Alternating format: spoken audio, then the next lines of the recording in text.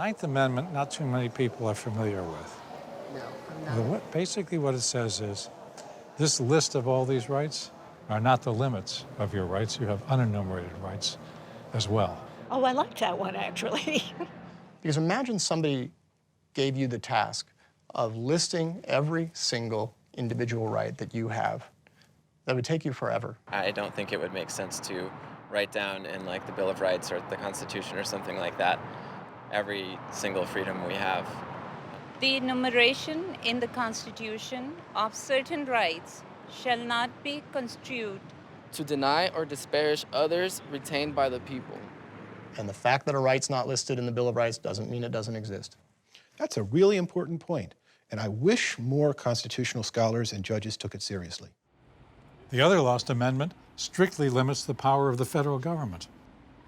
The 10th Amendment reinforces the first line of Article 1, which says, all legislative powers herein granted, by essentially saying only the powers herein granted are granted to Congress, and all the rest of the powers are reserved to the states respectively or to the people. The 10th Amendment actually doesn't limit itself to the powers of states. It also talks about the powers of the people themselves. Together, the 9th and 10th Amendments reaffirm individual liberty. Notice that the 9th Amendment says the rights not enumerated are retained by the people. So we had these rights before we had a Constitution to protect them? Yes, in the Declaration of Independence, they're referred to as unalienable rights, with which all men are endowed by their Creator.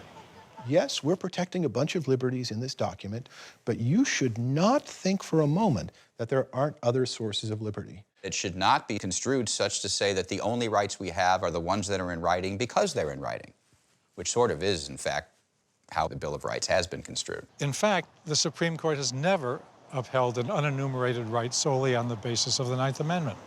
The right to travel interstate, to educate your children as you see fit, the right to marry, to have children or not have children. All of these have been upheld against the states, but not under the 9th Amendment.